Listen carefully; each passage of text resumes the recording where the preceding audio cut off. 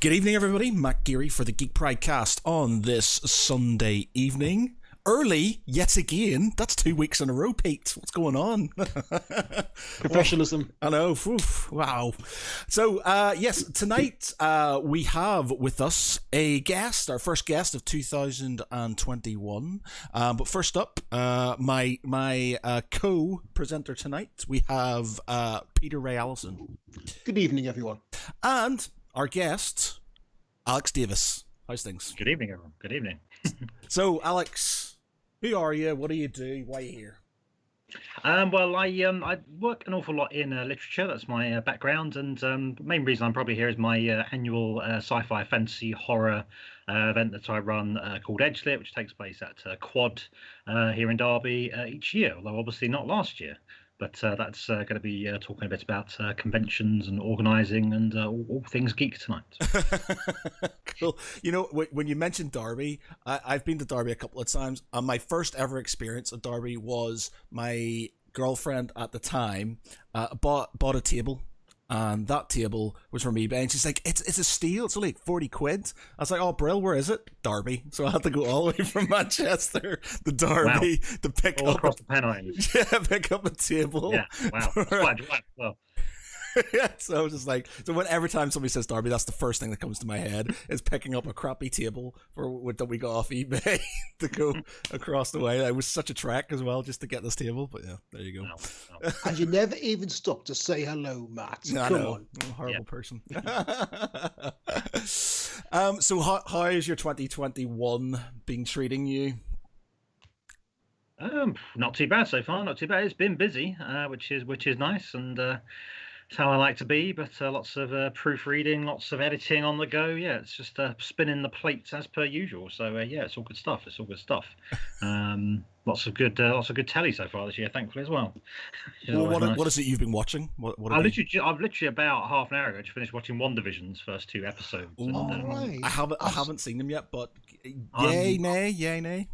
Yeah, I liked it a lot. I'm slightly furious at Marvel and Disney for kind of only releasing 2. I could have sat and watched more than that. But we're so used to binging things, aren't we? So yeah. I mean, my impressions from like the trailers, I've not seen any of it so far, is that it seems to be kind of cribbing on the House of M storyline of kind of like it's Wanda kind of manipulating reality because of the death of Vision and her children. Is that kind of riffing on the same thing? It's a lot of kind of intimation so far. So it's very kind of there's lots of there's a surface level on which it kind of is a Bewitched style black and white sitcom. Yeah. And then there's kind of this underneath level where there's just these moments that are slightly odd and slightly off kilter. Just kind of a moment where someone asks them, "Oh, when did you guys get married?" And they draw a blank. Neither of them has an answer. So kind of just little moments like that where you think something is obviously slightly wrong underneath. So there's a lot going on. It's that could well be it, but it'd be too early for me to say sure exactly where we are. How many episodes are we getting? I'm not exactly sure. I think it's.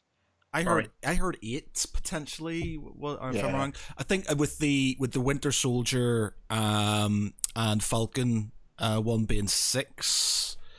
But yeah, so when somebody says 8, I'm just like, oh, I'm not sure if I can deal with 8. But Mandalorian was only about 8, wasn't it? So Mandalorian was 8, yeah. They're quite short as well. I mean, they're only like 25 minutes. They're not sort of terribly long episodes, so it's you blow through it pretty quick. Yeah, well, that's the thing is I kind of prefer when things are shorter. One thing that really, like The Walking Dead used to frustrate me so much to the point where I stopped watching it because it had so much potential, especially, at the start it was amazing, but then it just kept on going so formulaic, and I was just like, if you just cut down the amount of episodes you had, made them slightly shorter, and then just got to the bloody point faster, it would roll better.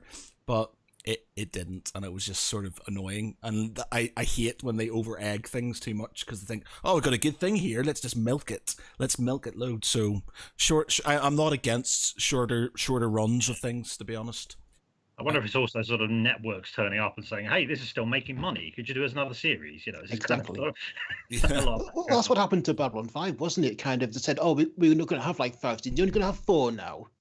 So it basically condensed like 2 seasons worth of story into one season. And then they saw how popular the 4th season was. Oh, we want some more now. And Justin's going, well, I've just written the 2nd season into the next season into this season. So yeah, he's basically basically magic up an entire new storyline out of his ass, and it wasn't that good. Sadly. Yeah, I mean, yeah, he's a fantastic writer and storyteller, but he told the story he wanted to tell. Yeah. And that came across, unfortunately, in that final season. Yeah, I think it's the thing with TV and film is sort of the writers. I mean, like as a novelist, it's kind of you're in charge of what happens. But I think when you're a TV writer or a film writer, you are sort of part of a team and part of a process, and things can sort of happen around you that make it more difficult in a way. You know, you're trying to tell a certain story, and someone says you can't do that, or you can't do this, or we need to add this in, and you are compromising, I suppose. You're sort of you're working with other people. In a way that maybe you think, I wouldn't do it that way myself, but this is this is the well, no, I mean, I've been watching what The Expanse do with quite a lot of interest because I love the books, and the TV series is, in my eyes, just as good. It's different, but just as good. I mean, they really captured the characters, but I think it's been, as they would, cancelled after the next season, the 6th season.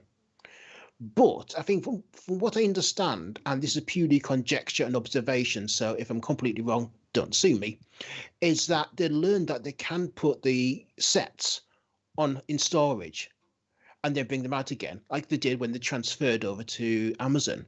So with the books, they've got to the 6th book now. So put it on hold for a few years and then come back to it a bit later, because it can store the sets, and come back and tell new stories in that same world using that same infrastructure. Yeah, there's a lot more different ways to make TV and film now, which is great. And I think so. It's quite a sort of nimble-footed business these days. And you look at Disney Plus, you look at Netflix, you look at Amazon Prime, you look at sort of all these other streaming services, and kind of you have so many more options and possibilities. And many a script writer has said to me like how much this has changed the way stories are told for TV. They sort of think, well, you would used to have a TV show per week at a fixed time, and you had to have something sort of exciting in episode 1 to hook people in right away. And now you have, well, I could write a sort of slow burning sort of 2 or 3 episodes, and people will sit and binge them. People will take their time to watch it and to enjoy it. And that's really changed the way that those kind of story arcs can work. It's really interesting times, I think. And I think that's exciting stuff, that you can, and I say with streaming, it's so easy to bring it back in a way. You don't have to find a time slot. You don't have to think, where are we going to put this on our busy schedule on TV? It can just go, there it is on streaming. Watch it if you want, or don't if you don't. That's really a big shift. Yeah, I mean, also what the definition of a writer is quite different now than it was. You could even say 10 years ago, easily 20, but possibly even 10, because there's so many avenues of writing. It's no longer just being a writer; it's more like content creator. Yeah, I think you're right. Absolutely, yeah. And I think sort of obviously you've got all those different mediums. So you've got books, you've got scripts, you've got writers on sort of Patreon and Kickstarters, and they're sort of say that kind of content creator vibe is there. They're creating blogs, they're creating YouTube channels. So it is kind of it's really changing. I think it's a lot of it is sort of it's visibility for a lot of that sort of side of things. Actually, they're sort of them. Used to be, as you say, like 20 years ago, it probably was like you're the writer, your job is to write a book, and then sort of it gets marketed, not exactly for you, but sort of, with you. And I think what you're kind of finding now is authors are really expected to be very visible and very, like I said, they're meant to be out there sort of doing their thing quite a lot and creating kind of extra content. There's an old saying in marketing that content is king, and kind of the more an author can create on their website or kind of offer free or put out there on a discount, then all that stuff really helps. So there's definitely a sort of, I think you are moving away from that narrow kind of definition of a writer as someone who sits and writes novels and has them out with a major publishing house. You have a really lively small press scene. You have all the kind of self-publishing indie authors down that road as well. So it's a real shifting game right now, which is and I think besides script writing, video game writing, etc., etc. Yeah, is content king, or is visibility king? I think for me, I think content is what brings the visibility. I sort of generally think for me, that's kind of the way I look at it. I mean, you look at Cory Doctorow was an author who sort of started some of this, but I think he put his first novel online for free, and kind of, as you can imagine, so his publishers were a bit sort of, what are you doing here? What's this about? And they found that his sales went up by virtue of him having this book out there for free. And I think this kind of started a bit of a different thought. Actually, well, do you know what? It benefits us to have stuff out there for nothing, so people can read a short story or read an extract or read even a full book. And I think sort of you can have a very visible, whizzy-looking website, but if there's nothing on it, that's kind of, and I've been there. I've had a few blogs over the years, and a lot of them sort of, I start off with best intentions, and sort of 3 months later, I think, oh yeah, I was doing that thing, and it's just kind of, if there's no content, there's no reason for anyone to visit. And you look at guys like, like John Scalzi, someone who leaps to mind, someone who has a really good, lively blog with lots of really interesting opinions, and kind of that is the content that draws people there.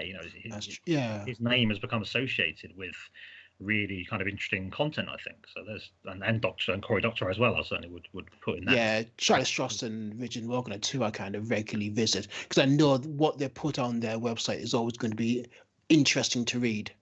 Yeah, exactly that. And I think it is that sort of like, it's this thing of not just shouting about books, if you see what I mean. Like, not just kind of going, I've got a book out, look at me. It is kind of, well, here's what I thought of this thing in the news. Here's what I thought of this thing on TV. I saw this film. Here's my opinion. I want to state something about the genre more broadly. Those kind of authors who are almost not exactly critics, but they look at the genre and discuss the genre. That is really interesting to people, because I think you sort of, an author is kind of a public persona now. And I think that, again, that's one of those big differences probably from 20, 30 years ago, is actually, an author was kind of mysterious almost. I sort of remember reading the books of my childhood and thinking, wow, I wonder what these authors are like. They were sort of alien almost, so felt so far apart from, and now it's kind of, if I want to find out a bit more about an author, they're bound to have a website. I could probably find them on Twitter, I can probably find them on Facebook, they're probably on any other number of social media, and there is this kind of public side that an author puts out there. I think that's as I said, that's a big difference. So yeah, definitely the content is because what drives people. If Netflix sort of went, we're not putting any new stuff out for 6 months, or anyone, you go, well, stopping Netflix. I need the content. That's what I'm here for. So I think that's right. Yeah, what you're saying about going for like their personal reviews. One thing I always look for on Richard Morgan's site is read, watched, and recommended, where he kind of gives his own take and opinions on like the latest shows and books he's been reading. Because basically, if I like what he's writing, then I'm pretty convinced I'm going to enjoy what he's enjoyed. Yeah, there's a good chance. Absolutely. You find, I think, ultimately kind of authors that you chime with. And in a way, probably even authors that you sort of don't chime with. You might think, well, there's an author you may like.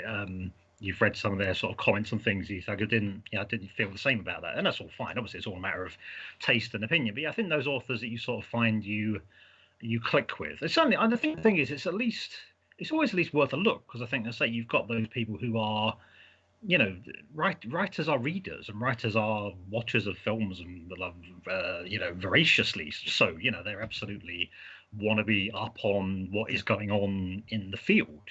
So actually they're not going to be going, well, I only watched like 2 science fiction shows this year. I thought this one was great. They've probably watched all sorts, and kind of the stuff they're recommending is probably going to be the best out of 50 or the best out of 100. Almost. They're going to be quite fussy and quite particular because they know the genre so well. I think that's definitely, and I always say it to people. It's kind of, you'll be amazed what people want to know about authors. So there's a big thing about like, where do the authors do their work? Where do they sit? Where do they have their laptop? Like, where do they get their ideas from? If anyone's ever been to any writing event, it will always pop up. Someone will, and again, it's not. It's arguably it's a question that people want to know, of course. Yeah. But they want to know more about authors than sort of ever before, and kind of obviously what you have as well is a very usually we have a very lively event scene and convention scene and signing circuit, and you can sort of go and connect with these authors in ways you never could before. So yeah, that's. I slightly forgot the question, Pete. But recommendations, yeah, totally, yeah. They'll know their stuff. Absolutely. You are looking at someone who should be knowledgeable about their field. In the vast majority of cases, is going to be knowledgeable about their field to write what they write. To write well in their genre, they should know about their genre. Yeah, because I was chatting with Sarah Pembroke many years ago at Edgelit, and she said how she had her own kind of very public persona, which kind of presents to the readers and at the conventions and online. And then she also, but that's kind of a front she puts up when she's kind of to promote herself and yeah, but it's quite different to what she's like when she's sat at home with the dog. Oh yeah, absolutely. And I think in a way most authors do that. I think so. Obviously, there is a kind of maybe not most, but I think there certainly are some authors who are out there sort of. They have to consider. I say how they. I mean, I suppose the thing I would say is actually the thing they probably do the most is actually they come across very confident. Yeah.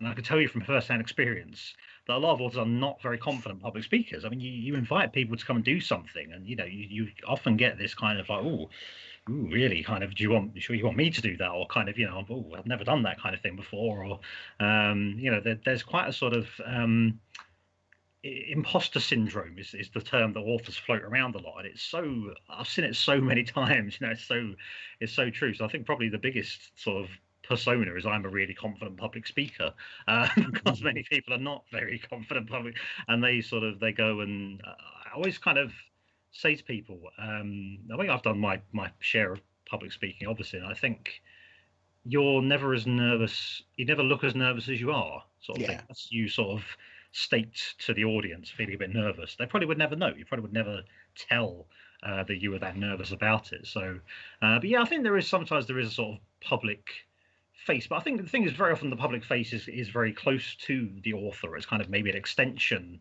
of the author, and maybe a slightly maybe an exaggerated version potentially. I think definitely there's kind of, I don't think anyone's out there sort of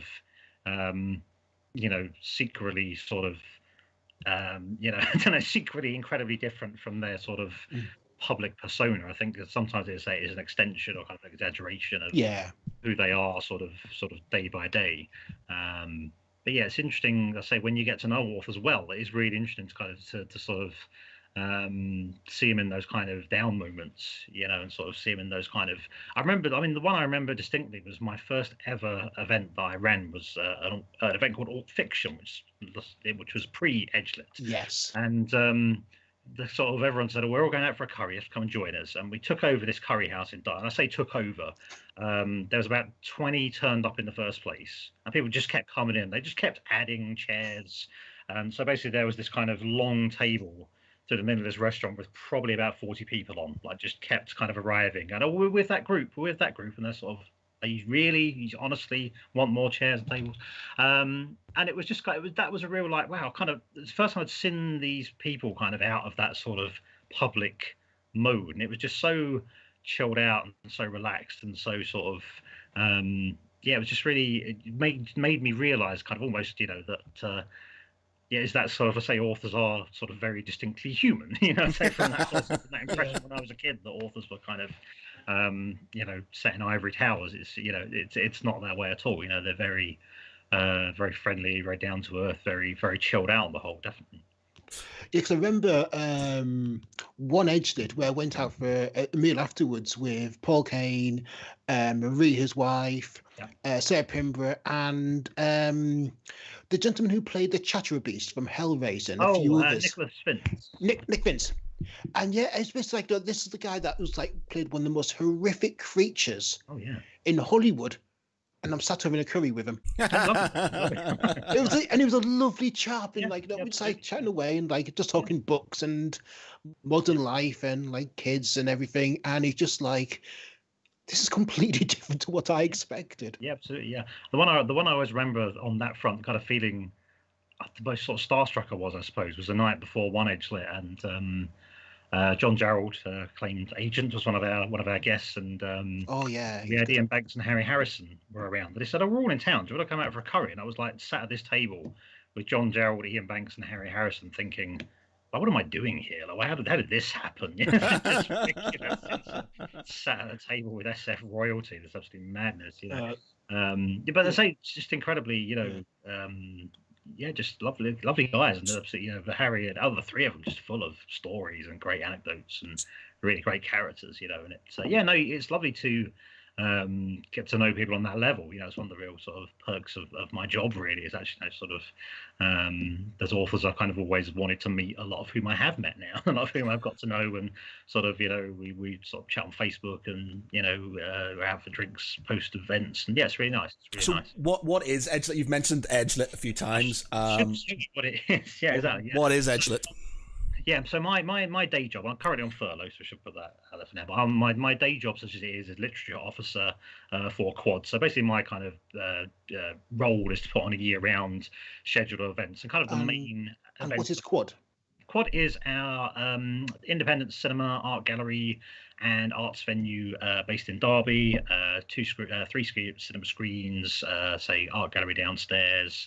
All kinds of workshops, events, meeting spaces. So yeah, really, and a really popular venue in the city as well. And so my role there is to put on kind of a whole host of writing events. That takes in workshops, that takes in readings, takes in book launches. But kind of Edgelit is sort of the thing that is sort of the biggest thing that I do each year, basically, is a 1 day, or actually 2 day 2 days in 2019, should I correct myself, 2 day event for the last time around, which is a science fiction, fantasy, horror event with a bit of kind of crime, thriller kind of sprinkled in here or there. But that's been running for 8 years now. Last year would have been our 9th. Obviously, we couldn't run that in the circumstances. And we get about sort of 300 people each year now, so it's grown from sort of quite sort of small beginnings. We had sort of just under 100 for our first time round, and every year it just seems to kind of grow and grow, which is lovely. And we've had some great guests over the years. I think sort of like John Connolly, Sarah Pimbra's a regular. She's our patron, so she's always supported the event really fantastically. Joanne Harris, Peter Hamilton, Alistair Reynolds, Charlie Strauss.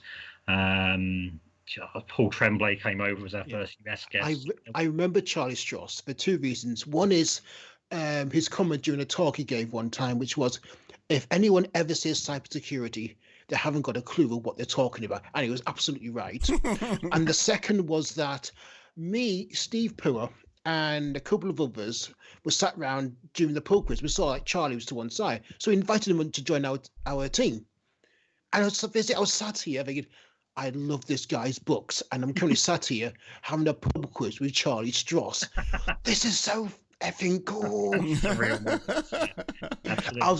I was absolutely nerding out. Yeah, absolutely. So what we do each year, basically, so we have kind of panels, we have guests of honor, interviews, we have workshops. It's a big, long, we're quite an undertaking. It's a big old effort, and we probably have sort of 6 or 7 activities at a time.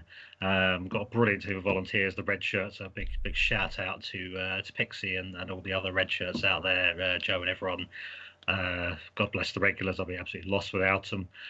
So yeah, that's Edgelit. So you guys, obviously there's nothing out there at the moment because obviously things are all slightly up in the air. But I'm sure if you go looking around for Edgelit Derby, you'll find something from previous years and blog reports and some of those past activities. So yeah. Would you think about doing if obviously this nightmare that we're all in doesn't sort of end anytime soon? Would you think about doing it sort of online, remote, like some of the other conventions are doing? It's something I've given some thoughts on. So I'm on furlough for now, so I'm kind of in a position where I'm obviously not allowed to do anything with that particular hat on, with the quad hat on. But it's something I've given some thought to, and a lot will just depend when I get the summons back, really. And kind of obviously, I think a lot of people are in that boat of kind of, I know there'll be a point where work want me back, but I don't know exactly when it's going to be. But obviously, while we're in national lockdown and even sort of tier 4 and tier 3, you couldn't open cinemas. So we were absolutely, and that was just the position we were in, was the venue just couldn't be open. So I wouldn't be averse to do that. I mean, I like a lot of people, I approached all this kind of online activity very sort of cagily, so a little bit warily and a little bit carefully. I have grown to like it a lot more and get a lot more comfortable with some of the tech, but it would definitely be another level up to do that sort of thing. Kind of try and get multiple threads at a time and sort of organize that many people to be in a virtual room, so I think there's definitely will be a lot to think about, but certainly something I'd be amenable to if the chance came up. I sort of, I remember sort of doing my first virtual lesson at university, because that was one of the things I was teaching at the university early last year, and obviously we went from physical to virtual with everything going on, and sort of like, what is this thing? I went for a very long discussion with IT, who very kindly talked me through everything and made me feel a lot better. But there was that immediate kind of blind panic moment where you think it's a whole new world almost that I've got to get accustomed to. And I think kind of now a bit further along that process, I think that's something I would consider. I think the world's gonna be a completely different place at the end of this, especially with regards to work. Now, I went from going into an office in Manchester every day, which was a massive pain in the ass, to be able to work from home on my own, my better PC, bigger screens, being able to sort of kind of, just stand downstairs at sort of 8:30 in the morning, and I can do all my work from home. All the clients and stuff I deal with seem to be sort of, happy enough to do stuff over over like Zoom and over Microsoft Teams. Is it Teams? Yeah. And I've I just have a feeling that a lot of companies might just sort of, keep with that. They might just keep with letting people sort of kind of work. I know my office, I'm pretty confident my office will not force people to come back in full time anymore. One, because they can downsize the office, and two, it just makes people happier and stuff. As much as I enjoy people's company, I'm a people person, so I like sort of going in, and I like the banter. I hate commuting. I like the being that when I get there, I'm happy enough. I hate commuting. It really does my nut in. I hate having to get up early as well. It's something I've never been able to deal with, getting up early. I mean, wife Curly kind of negotiated with her work that when everything's over, if she can continue working from home, and they said, well, yes. I mean, like, you've proven over the past year that you can, comfortably maintain the same level of productivity and efficiency as if you were in the office. So why not? The only downside is I have to provide IT support. I keep saying, like, I'm going to have to get a subcontract out and start invoicing their IT department. Well, like I was, there's days when I'll have not a lot on, so it's quite flexible for me. So I can kind of go off, take the dog for a walk, or do something, and nobody knows the difference, and it's fine. But then there's other days where my boss needs something. Because I'm working from home, I don't begrudge doing extra time afterwards and stuff. And like on Friday, I worked till like 10 in the evening, doing something for him, for my boss, and it didn't bother me because it swings and roundabouts and stuff, and I like that. I like that flexibility as much as I miss people. I've got my podcast, and I've got sort of other things that I do to keep in contact with people, but I like working from home. It does, for me it's a good thing. Yeah, I mean, I find kind of, I think what you kind of end up with is probably sort of a hybrid, really. But I think sort of what we've realised, I think, for years, in a way, like people have been saying, you couldn't have everyone working from home. Like, you need to be in the office, you need to be here, you need to be having the meetings, you need to be sort of talking to all your colleagues and sort of, that sort of thing. And I think what this is, and it's been kind of needs must as the devil drives. It's been so we just had to do it. But I think suddenly I say that a lot of companies and businesses and are going to be looking now and say, well, actually, this does work. And it may not work the same for everybody, but there probably will be. So there will be a lot of companies sort of saying, actually, why do we need an office? The whole business is run fine during this period, or should we shrink the office? Or there'll be a lot of companies having those discussions. I'll be willing to bet, and that could really change sort of life as we know it in so many ways. I've freelanced for a number of years before taking on a paid sort of employed role, so I'm fairly used to working from home from many years past, and I think for a lot of people, it's definitely a bit of a culture shock. It was something very different. But yeah, I think there will be a sort of a middle way. That's what you'll ultimately find. There'll be this kind of hybrid, and you'll be in the office maybe some days, but not all days, or you'll sort of, you guys come in Monday, Wednesday, and Friday, and then you Team B comes in Tuesday and Thursday. Also, there'll be something that companies will look at. I think, well, is there a middle ground we can strike here? Yeah, I would agree. I think that probably would be something like that. Though it is going to have, if everybody starts working from home more often, it's going to have a knock-on effect on high streets and stuff. Now, I was thinking about this. Like, I work in the centre of Manchester. And if my office, there's a fair few people in there, if they all suddenly started working from home, that's a big chunk of business that the surrounding shops aren't going to get. And the only shop I would actually physically go into on a regular basis is Element Games in Stockport. So I sort of like, my gaming store or Games Workshop, and that's it. All my tech stuff I'll buy online. And then, I guess I'll go to the shops to buy food and things like that. But pretty much if I can buy it online, I'll buy it online. And as long as it comes the next day, it doesn't bother me. The only things that I need, Prime. The only thing, I'm super patient with most things, bar when I want something. If I want something, as long as it's got Amazon Prime, I can deal with the next day. The only thing I have the sort of kind of like I need now is if I want my plastic crack. So I need my sort of my Space Marines or something like that. I have to go out and get them straight away. So that's where I'll physically walk in and buy something. It's more because I can browse, and then I've come in for something that's worth 40 quid and I've left with things worth 300, and that's my thing. It's just yeah. I used to work at Games Workshop many years ago. I was one of the editors for Black Library. Wow, brilliant! Many years back, yeah. So, exciting times. Yeah, quite a place to work. I mean, like for a head office, sort of, you've got a dwarf bar. You've got the Games Workshop mega store thing there. You've got all the gaming tables. Really a great place to work. Really looked after you, definitely. Yeah. One of the there's a guy who from my village actually. He's from my village, and he used to work in the Belfast Games Workshop when we didn't have one for ages, like, and then he now works. I think he's pretty high up. He's a guy called Paul Hickey, and he works in Nottingham. And I don't speak to him very often. He's on my Facebook, and every now and again I get a like on something. It's like, oh, he's still around. It's just like absolutely, no, it's expensive hobby, isn't it? It's great stuff, but it is, you can very easily sort of, I'll just get a couple of these, and then And their profits have been like, you'd think everything would be going down, especially you can't sort of interact with people, but Games Workshop's sort of not shares, their profits are going up because people are bored, and so just buying stuff and then yes, there's two reasons for that. One is painting miniatures is very relaxing and meditative. And secondly, The Witcher, Henry Cavill has basically done videos of himself painting, and suddenly everyone wants to be Henry Cavill. I wonder why. I wonder why. Yeah. So how long were you at Black Library for them? About 2 years. Yeah.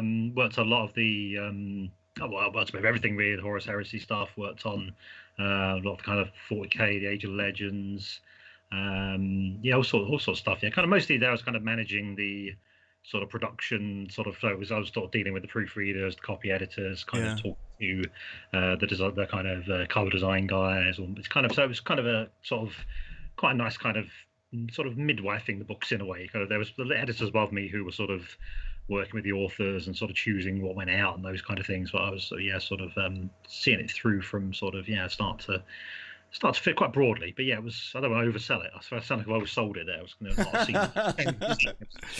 but great. I mean, it's a great, and sort of so many really good books. I think that's kind of the thing that people kind of underestimate. Actually, a lot of those Black Library books, like whether you play the game or not, are really good books. Actually, brands are really good writers. I mean, there is a distinct demographic of people that read Black Library books but do not play the games. They just want the lore and the background. They don't want to play the games and pick them. They just want to read the story, and that is, for a franchising game line, that's rare. Yeah, very much so, very much so. And I think it's kind of, I think, so if you think about sort of fantasy and SF, kind of so much emphasis, or kind of, or so many people put a lot of emphasis on world building. Actually, so what Games Workshop has had, I mean, how many years of world building now? So, 30, 40. Well, yeah, well, the first edition of Warhammer 40k, like Rogue Trader, 3/4 of that, I'm pretty certain, was just world building. It was just background and lore and history, and I could have just skipped all the rules. Oh, this is really good. This is really different and distinct. But then you pick up the individual codexes, and you've got background on every species and every kind of creature and all the different legions of Space Marines. And kind of, it's probably richer than anything almost, because it's not just one person doing it. It's a whole team of people, creating these things. Yeah, the Horus Heresy books, the Horus Heresy stuff, just being like, it's something that as a child, like I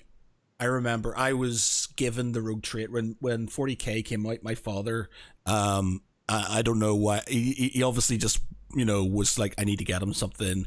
Here's these things called Space Marines. So he got me a little box of Space Marines, and the Rogue Trader book. And he sort of kind of gave me to. I remember getting. I've still got it. I've still got a copy of Rogue Trader, and I was just like, "This is the best thing ever." And I just like, I remember my primary 7 project in school was on Space Marines and on Rogue Trader and stuff, and it was just like, I was trying to tell people about this, and they're like, "What is this madness?" And I was like, "It's amazing." And it's just like, and there's this guy called just the Emperor, and there's Horus and stuff, and this was like early 80s, right, proper early 80s and stuff, and loved it, absolutely love it. And just the Horus Heresy stuff for me has just been, it's like Lord of the Rings, when they back, I grew up with the books, and then they had the cartoon, and there was the radio show, and then when they brought out the films, I was like, oh my god, it's like my dreams are coming true. And the same with like the Horus Heresy books, because it's like they're actually reading and they're creating prolonged lore for something that I've been into for so long. And I love it. It's getting slightly frustrating for me, because I'm one of those sort of needs the sort of limited edition new versions, and they're bringing out these sort of like these these lovely sort of bound versions of the books, especially for the Solar War, and they keep on selling out within about 5 minutes, and they keep on getting scalped online, and it's frustrating the fuck out of me, because it's like it's like these people are doing this on purpose, and they're I know it's capitalism and stuff, but it's like literally I was on time. I was like, right, set my alarm 10 o'clock, I'm gonna get in the Games Workshop thing, I'm gonna buy that, and it was sold out. I couldn't even get it, and now they're on eBay for like 200 quid, and I'm just like, oh, you bastards. There was someone who'll chance their arm, isn't it? There was someone who'll go. Yeah. Well, I mean, I remember when Games Workshop first experimented with novels back in the late mid 90s with Inquisitor by Ian Watson, and Conrad by, is it Kim Newman? Kim Newman wrote under pseudonym. But I mean, this wasn't like these were high level authors that they were bringing in to write franchise fiction, which is for a long time tie-in fiction's been looked down on, but not anymore. And those Ian Watson ones were just wild. They were so sort of. I love that. I love that. I mean, brilliant, but absolutely, so different in a way to what you would see out there now. Because it was so much earlier in the journey. I think. Fascinating stuff. I just can't wait. One, for the Forge World Emperor versus Horus with Sanguinius dead in the ground, whatever they bring out, sort of model wise for that. And two, the story, that sort of that final book, or the where the sort of like that happens and stuff. And I'm loving the fact that they're making the Emperor more human. He's not the fact that he's sort of like, he's just a super powerful being, but I like the fact that he has flaws, and he makes mistakes and stuff, and I just the books, especially the Solar War books, not Solar, the Siege of Terror books, sorry. they're adding to that, and I love it. It's just, I can't get enough of it. Really, really sort of, what was it? Saturnine was it the Saturnine, the last one? I think it was, yeah. Where they had they give they tell his name, and it's got sort of how it doesn't paint them in a great light and stuff.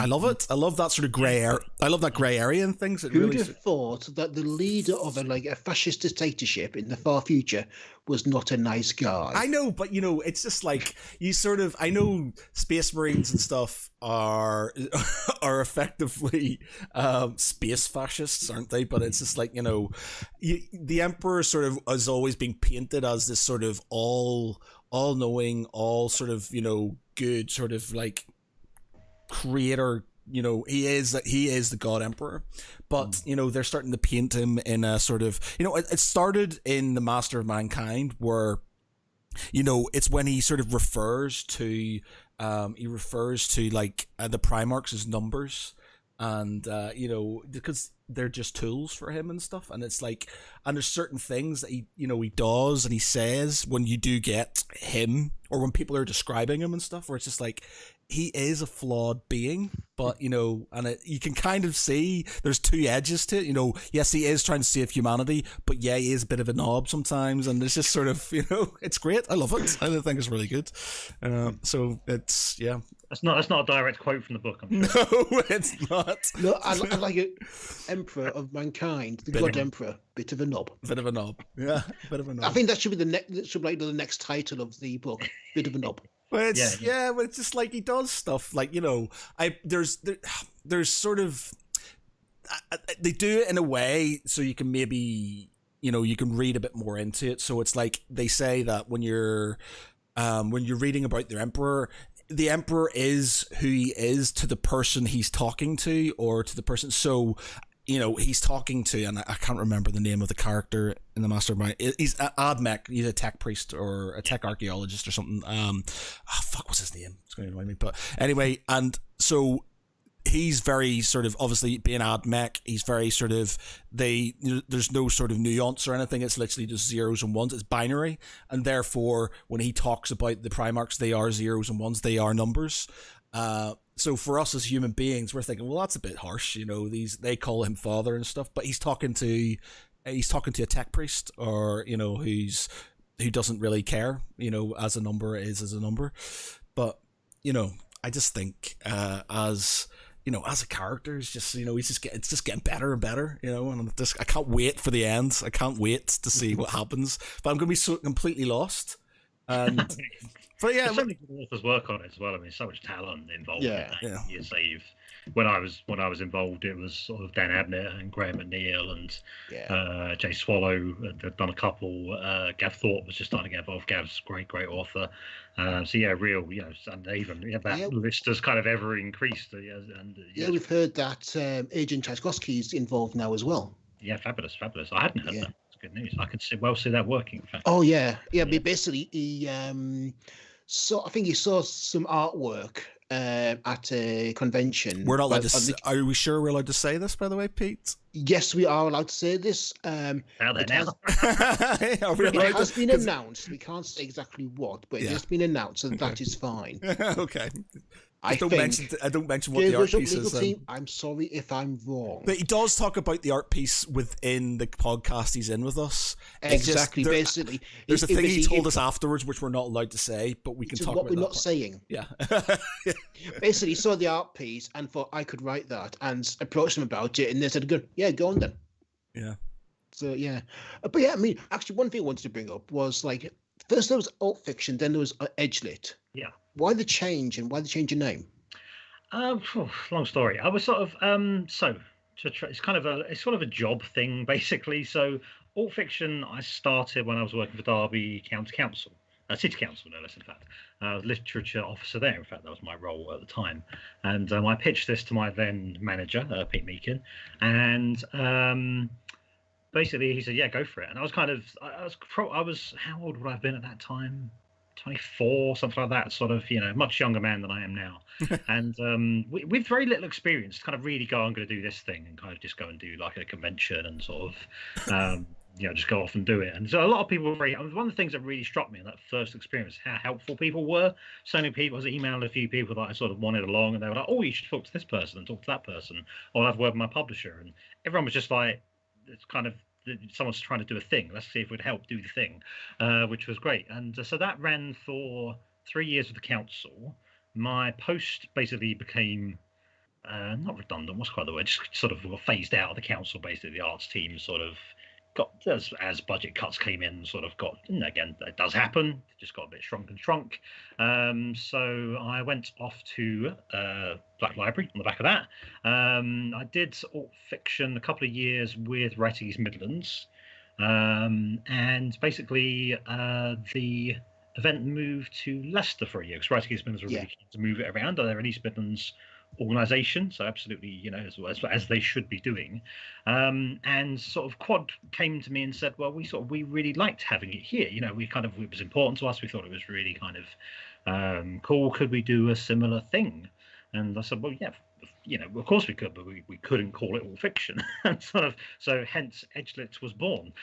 So yeah, it's kind of just numerous different job roles, and I say the time I had with Writing East Midlands came to an end, and yeah, this was sort of the next kind of natural progression. Really, Quad had not even been open that long at that point. Quad, I think, had been open about a year when we were kind of having this conversation about hosting a convention, maybe a couple of years actually. But yeah, certainly we did one there, and they really liked having it there. And I'm getting my timeline mixed up. Maybe we did 2 there. Anyway, that's all the specifics. They basically, we did. It's a long time ago. It's a long time. All blurs into one. But no, yeah, we did. And so that was how that kind of progression happened, basically. And kind of the thing for Edgelit is Quads really kind of, they want that to be our event and our brand. We like having that here. We don't want to be sort of wanting to move it around. They see it as part of their sort of summer schedule. July is a relatively sort of relatively quiet time for independent cinema. For your big blockbusters, it's probably doing gangbusters, but actually for your independent cinemas where you are showing more independent films, it's not that busy a time of year, so it fits really well into their schedule, fits really well into the kind of convention calendar. There's not really another big event that close to it, so it fits into that kind of summer window quite nicely. So that was the journey effectively. And so really since that year one, I think what was really encouraging for me is the kind of Quad's kind of long-term support, if you see what I mean, because it took time to build up. That's the thing, kind of any new entity, even though it was kind of had a sort of a history almost in another guise. This was a new name and a new identity and a new thing that people had to get used to, and they were very much kind of, well, we just want you to just build it, just go and build it up. And sort of say within sort of 3-4 years we were numbers had sort of, well, probably not in that time numbers had doubled, so we were doing we'd come a long way from year one. So so that was the progression there. So a lot of different, and again with no fault on anybody really. It was just kind of circumstances that roles were coming to an end, and sort of this opportunity came up to do something to continue running a convention each year basically. And we also did for a few years a spin-off winter event called Sledgelit, which was quite entertaining. I love Sledgelit. I love Sledgelit because me, I work from home. It's like, so I don't have the office Christmas party. So Sledgelit for me was my Christmas party. Yeah, that was the idea. That was exactly the idea. It was smaller, but it was really fun. People did seem to really like it, but it never got quite as big. If you see what I mean, it was like as much work to do. Yeah. But you were never going to get as many people, so it was kind of, that was part of why it's not running now, basically. But I have a soft spot for that. But yeah, so that was another branch of the same thing. So yeah. You had amazing support from publishers as well. You said people helping you. I remember a few times when I've kind of picked you up and to pick up books, and literally we have had 20 boxes of books in the back of my car, and the suspension has sank. Oh, God bless you! I'm amazed it made it back down the down the Nottingham Road. Really. Yeah. I was driving very carefully. Yeah, the publishers are. There's so many people who support us each year, and honestly, for programming wise, in a way, like first port of call is almost to speak to the publishers and say, you know, well, who kind of what's out, sort of. And I'm sort of quite a long way ahead, really. Sort of, you know, sort of work on the next year's event sort of starts the week after the last one's finished, really. So I mean, to get out there to publishers and start. There's so many great publicists and marketing people, and again, those are a lot of those are long-term relationships. A lot of those are, you know, people that we've come to know well, and who know the event and say do really put a lot behind it, and really grateful for that. And again, all the authors, I mean, they put in so much effort and work and sort of commitment to the day, and sort of share so much knowledge. So it's, you know, always incredibly conscious of the sort of team effort. Sort of in my role in it is kind of, in my head, is relatively small. It's sort of, I'm just kind of, I suppose, on the day, I'm just running around like a headless chicken, really. It's kind of, yeah, you do look pretty frazzled. Anyone who's seen me at Edgeley will know my sort of like, just, you know, sort of, but about 9 or 10, I'm starting to kind of decompress a bit in the evening, sort of. But yeah, I think my problem, my problem as an event organizer is I carry too much in my head. Generally, it's like kind of, I try and put bits on paper that I can, that I could sort of, if you said to me, Alex, what's on at 11 o'clock, I could go, there's this workshop, that panel, that's happening there. And this whole kind of itinerary is just kind of rattling around in there, sort of down to, oh, it's 10:55 and he's going to get some water for the panelists, like that sort of level of detail.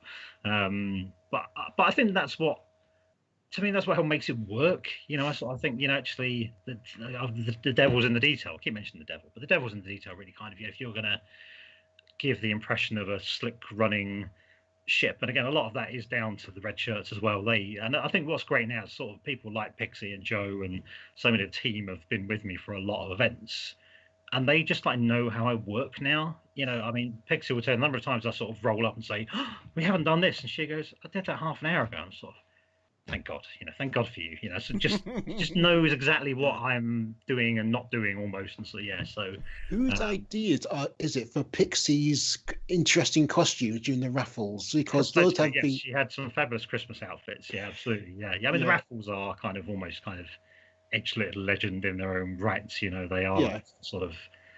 Yeah, the best way I can describe it is like a live improv comedy show with some prizes to be won. Basically, it's just kind of, as largely Sarah Pimbrough does it the vast majority of years. She picks some poor, unfortunate co-host to share the duties with her. John Connolly's done it. Tim Levin did it last time round, as I recall. Joe McCombie. Yes, absolutely. Yes, Joe did one. Absolutely. Yes, yeah. And it is just kind of, you know, it's just absolute madness. There's normally raffle tickets strewn all over the floor. It's just. People love it. People just really, really enjoy it. And it's kind of, you know, people, and it's great prizes. I mean, again, the publishers really just, I mean, PS Publishing in particular are always so generous with their prizes, as is everybody. But I've picked up some amazing books from there. I've picked up like a signed copy of 2140 by the climate author whose name's completely escaped me. No, it's not Neil Stevenson, is it? Not Neil Stevenson. Oh, Kim Stanley Robinson. Thank you. Yes, Kim Stanley Robinson. I picked up a signed copy of Magician by Remedy Feist. Yeah. Or Fist, as Sarah calls him. But yeah, that's the level of humour you can expect there. But yeah, it's just creative anarchy. I mean, some of those prizes you get in the office and you think like, this is.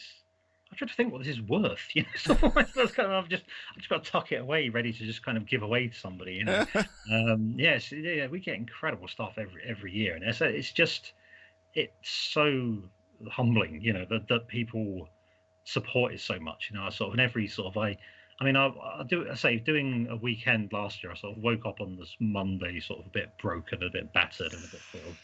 I'm trying to think how many hours I worked in 3 days, but just thinking, I can't believe that people, you know, that's the thing that's in my head, is like, it just means the world that everyone's got behind it. You know, it's kind of the first thing is just like about 1 million thank you emails to everyone to say, you know, thank you so much for being a part of it and supporting it. And I'm really looking forward to get back to it. To be honest with you, it's kind of, I do miss it as much as it is hard work and stressful and sort of physically exhausting. I think it's something that I look forward to every year. You know, it's kind of we used to do No, two things I want to mention. You mentioned Joe Abercrombie. My boss got me onto some Joe Abercrombie. The sword itself, I think is called. That's it. I've got it on audiobook at the minute. And it's just like it's like 24 hours long or something ridiculous like that. 20 hours and 5 minutes, and I think I've listened to something of it already. But yeah, so I've got that to go through, and I've got 3 of his books I think to get through. But secondly, we used to do we've organized one event ourselves as Geek Pride, which was like International Tabletop Day, and we organized a free gaming day in Fab Cafe in Manchester. And say it again. I love Fab Cafe. Great it wasn't Fab. It was TV21. Sorry, I lie. Sorry, TV21's. Yeah, what was TV21's? Yeah. So, but it's the same sort of vibe. You know, they've got like statues of Alien, the Predator, and you know some cool stuff. And they sort of kind of. We thought, oh, we're going to get 50 people or something like that, and we literally just packed the place out to the point where people were coming upstairs and they had no room for us and stuff, and to the point now, and that was stressful enough trying to organize that small thing in a basement of a bar, because when loads of people were turning up and stuff, that was stressful enough. But one. They now have, they had, before obviously lockdown and stuff, they have a dedicated board game night now because of what we did. And 2, I love it. I thought, bar the stress, I thought it was really good, and I'd love to do it again. The closest we've had to sort of doing anything, we used to sort of do Play Expo a lot, because we got on well with the organisers, and we'd turn up, they'd give us our own little area, we'd bring my gaming table with me, we'd bring sort of TV, bring in some gaming stuff, and we'd have tournaments and stuff, and we weren't organising the day, but it was stressful enough just having that little sort of niche area, trying to get everything, especially when people weren't sort of turning up. Like the worst one I had was I had like 10 people who were meant to be helping me out on the day. All of them bar one dropped out, and so I had to literally organize everything myself. And then some people sort of kind of went, okay, well, I can jump in for a bit, and my girlfriend at the time said, I'll help out for a bit and stuff, and you get through it. But you bar the stress, like you said, you sort of miss it, you kind of love it. It's a lot of fun. Yeah. It's a lovely feeling afterwards. It's a lovely feeling to sort of feel like you've sort of done something that's helped people enjoy themselves or find something useful, or I can scroll Facebook the day after and it's just full of kind of such an inspiring weekend, such a fun weekend. It's a really nice feeling sort of post-event, really. And I sort of always find every single thing I run, there's always like a point in the day where I just kind of briefly sort of sit down and look around and think, that's cool. It's people, that's the thing happening here. It's kind of, rather than just kind of running around in circles. There's just a little moment every now and then where it's kind of, this is cool. This is kind of, because it is a year's work coming to light, really. It's a year's work coming to fruition. So it's kind of, it has no life, until the day itself. It's all on paper and on computer, and it's just a long chain of emails until the door opens and people start to file in. So it is really satisfying to see it come together. Definitely. Would you obviously I'm assuming you're restricted because of the venue on the size it could be, but if it started outgrowing it, is it something you'd want to keep sort of at a certain level, or would you happily sort of want it to sort of become bigger? It's a very good question. It's a conversation that has come up, because I think we are, last year we probably have been nearing that point, maybe. But honestly, it's very much kind of the good thing for us really in Derby is there's quite a few venues very nearby. You could sort of run extra things. So there's a possibility it could got to be based at Quad, and then there could be other activities across the marketplace, or so it's kind of there's possibilities. I'd be quite reticent to move, because I think you have a venue with a really nice kind of vibe and a really nice atmosphere, and good venues are hard to find. So I mean, generally, so actually kind of, or the right venue is hard to find, maybe is a better way to express that. And you're looking for this kind of magic kind of mix of all the different facilities and the different event spaces, and what they can offer you time wise. And there is this kind of constant sort of battle for the right kind of venue for something. Quad just feels like it is the right venue for. And I think people really like it. People really kind of have an affinity for Quad when they come and sort of see it. And it is a busy old day, but it feels really vibrant.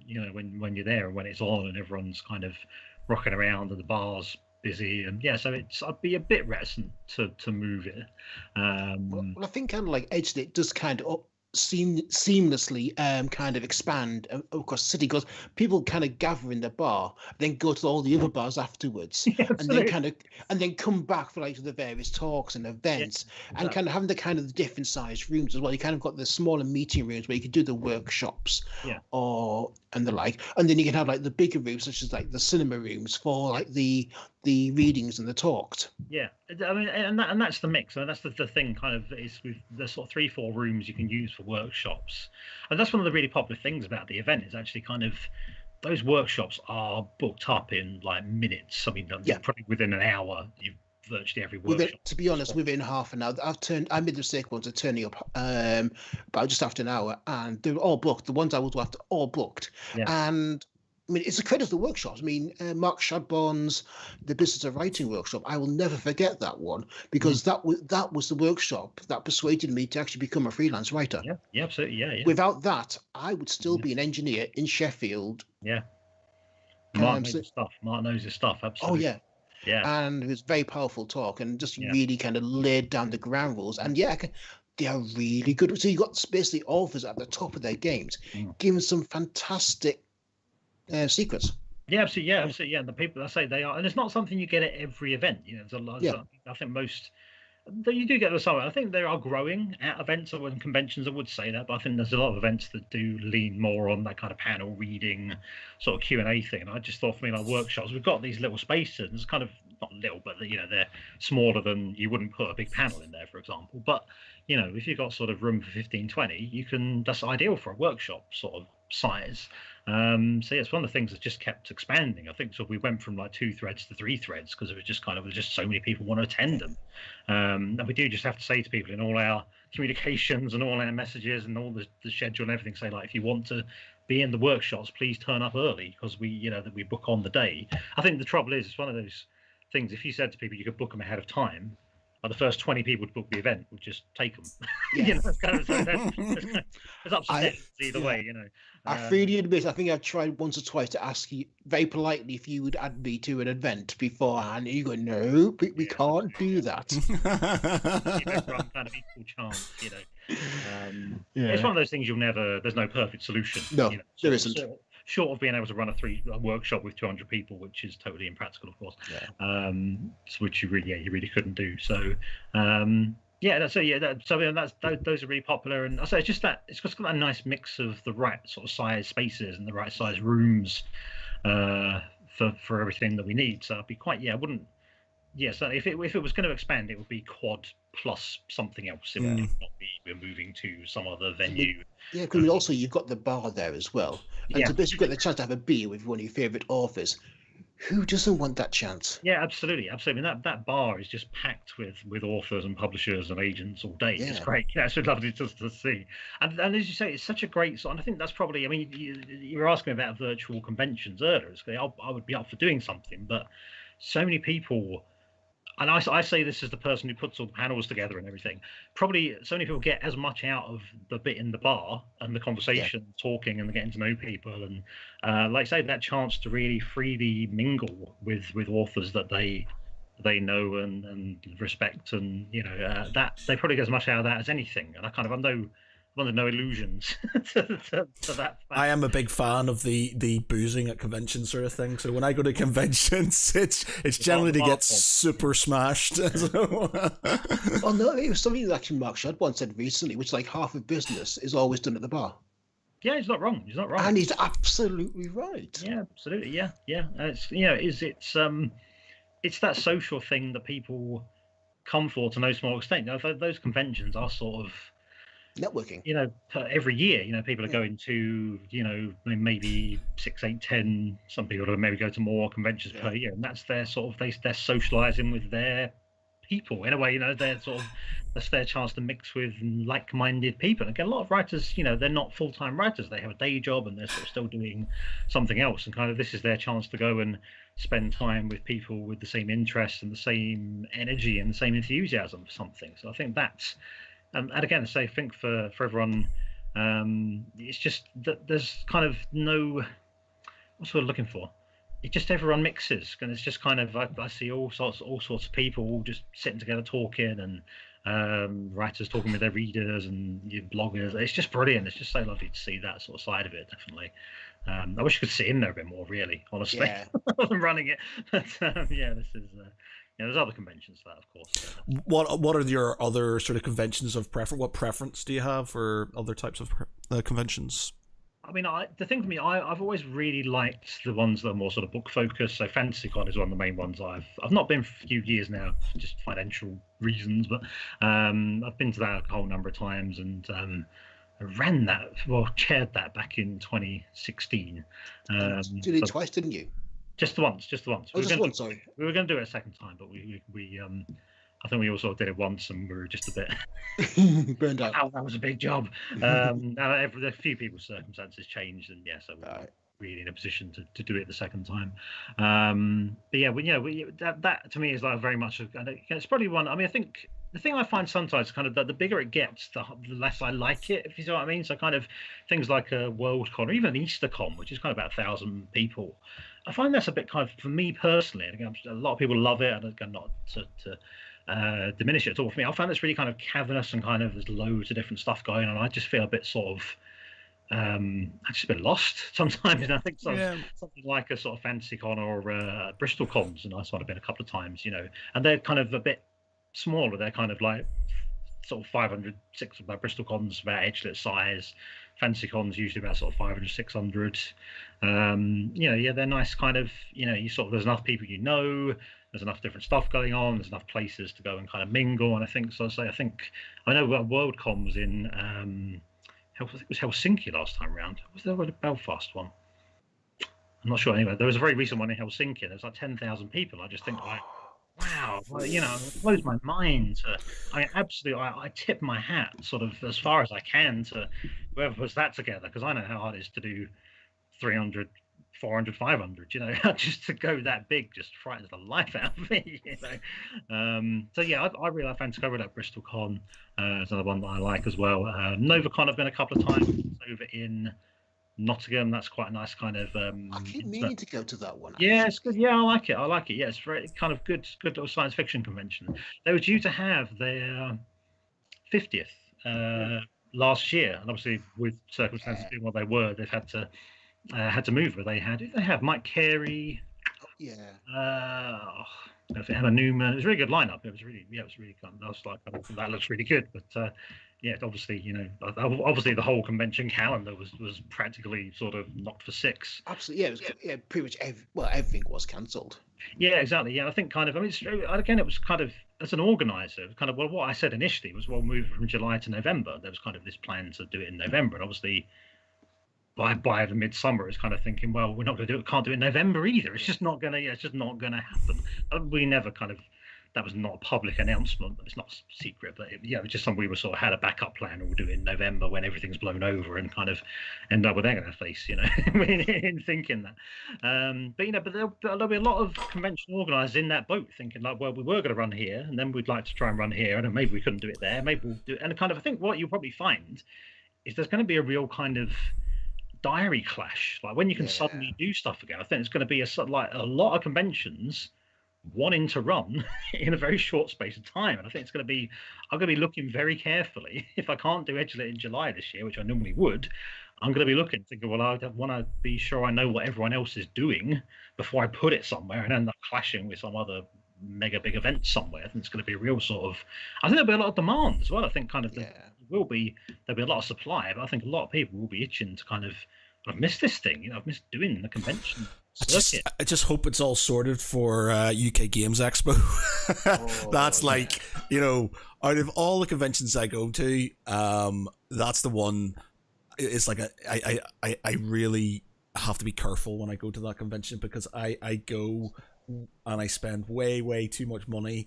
It's like other conventions, I buy random stuff and it's all right. I spend most of my money on booze and things, and I've been to San Diego Comic-Con and stuff, and it was just more for the experience. But UK Games Expo is, stuff. Yeah, it's just so much stuff. Like I like walking around conventions and just people watching and seeing, generally the stalls and stuff are the same, and we've gone to one convention, you've gone to them all. They're pretty similar.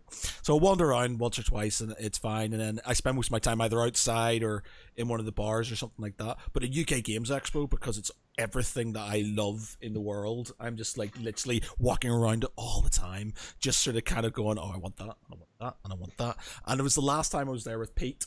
I came on the second day with a suitcase because I bought so much stuff in the first day that I was like, I can't carry this back with me, so I had to come in and bring a suitcase with me so I could have it in the thing. But yeah, just brilliant. We talked to Ian Livingston, which was he's a fantastic guy. Yeah, I love the old fighting fantasy. Yeah. Oh yeah, and Livingston, aren't you? I've just realised.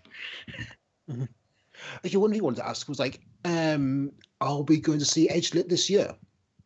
Honestly, your guess is as good as mine. Okay. I'm on furlough for now. It all depends when I get back. I mean, honestly, it's kind of the trouble is almost not even like. I mean, if we're open in July, then then it's a possibility. But the problem is kind of it's the time it takes to put together. Yeah, I was thinking that. Well, you're back off furlough kind of end of April. It's kind of, well, I can't really put together something the size of Edgelit in 2 months and not organise it, plan it, panel it, program it, market it. It's just kind of, it's virtually a year's work every time. So a lot will depend on when we're kind of in a position to reopen Quad, and I think, again, those are just like absolutely unknowns. I'm sort of really trying these days just to kind of go with the flow and just think, I'm back when I'm back, and I'll sort of probably one of the first meetings will be like, where are we? And if we're not doing it in July, it's another time of year we want to do it, that is kind of a good idea to do it, or do we just would we potentially write off 2021 and do it now? I really don't know. Those are just kind of discussions to have when I'm back, got my feet back on the desk, which is again, I have no idea when that's going to be. I honestly said to someone the other day, like, thank God for furlough. Absolutely, so hard without it. I've still been doing my other stuff and my other work, and because I work part time, so I'm still do other activities. But furlough's been a real godsend for myself and probably a lot of other people as well. But it does leave you sort of in this kind of, you're just waiting for a call. You're in limbo, aren't you? That's the nature of it. Yeah, that's the nature of it. Yeah. But you've got a bit more security, which is the biggest difference. MCM are saying that they're basically writing off all of their summer conventions, and they're only focusing on their winter ones. So it's like October and November, and it's basically London and Birmingham, I think, are the only two that they're sort of going to run this year. Because they're like, like you said, it takes a long time to organize things, and you aren't sure if things are going to pan out. So you couldn't do it at a month's notice. And again, and the other thing is, of course, kind of like, you can, even if you can reopen, is it you reopening at full capacity? You're going to have to run a convention with like reduced numbers. You're going to still be social distancing. There's all these things you just can't. At this point, you just can't possibly know. So you are really sort of, flying in the dark in terms of figuring out what to do.